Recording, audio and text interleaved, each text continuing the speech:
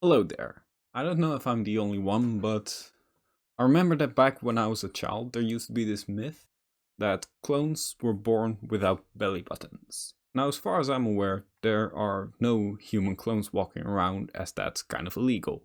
Now, this sounds all fine and dandy, of course, until you realize that the belly button is where the umbilical cord used to connect. And of course, I could make this very easy for myself and say, you need the umbilical cord for oxygen, for IgG, and for nutrients and stuff like that, but let's be honest, that's boring.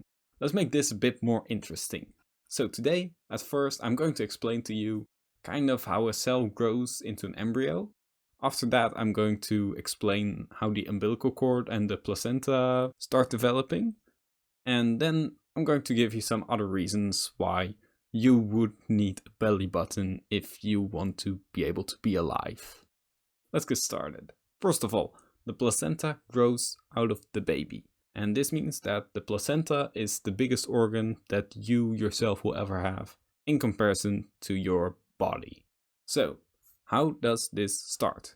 So, after fertilization, at first, of course, you only have one cell. And this starts to divide. And because no nutrients at first can come into the group of cells, the cells themselves, they can divide, but they cannot grow. The amount of mass cannot increase.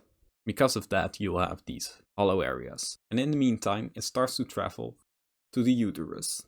And by the time it has reached the uterus, as you can see in this image here, it's pretty much just become a layer of cells on the outside, which we'll just color red for simplicity, and a small lump of cells on the inside. Well, this lump of cells on the inside has another hole in it. This lump can be divided into another two groups, the yellow ones and the blue ones.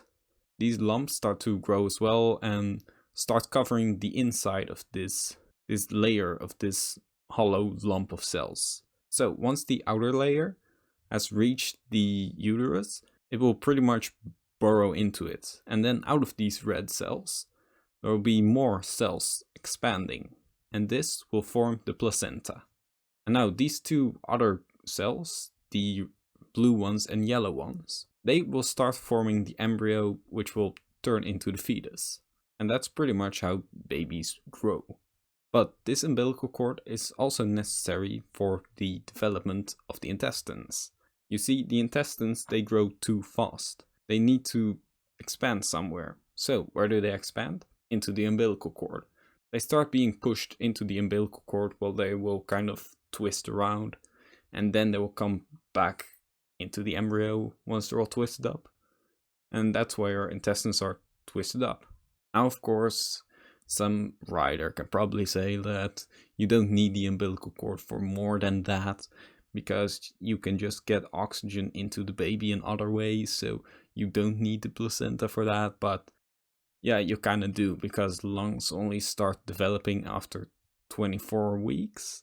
And at the time that they've developed, the baby is pretty much ready to be born. And you cannot go the first 24 weeks without oxygen. Finally, there are images such as these. These really confuse me, as it's just a baby in a jar. You cannot see the placenta. You are not supposed to be able to see through the placenta. It's way too thick for that. So that got me wondering, like, how did the Kaminoans grow babies? I mean, the placenta is a very delicate thing in the way that it develops. Like, at first you have two veins and two arteries inside it.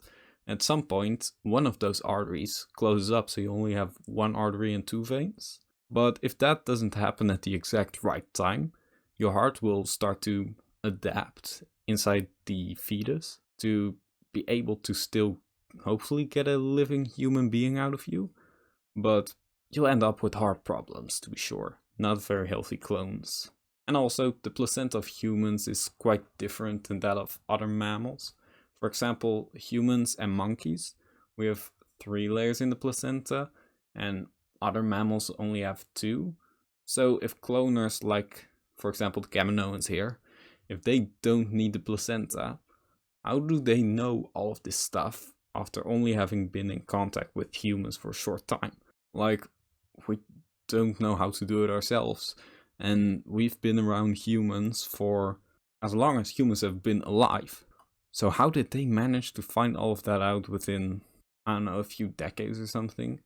If we're so different from even animals like mice, to which we're pretty closely related.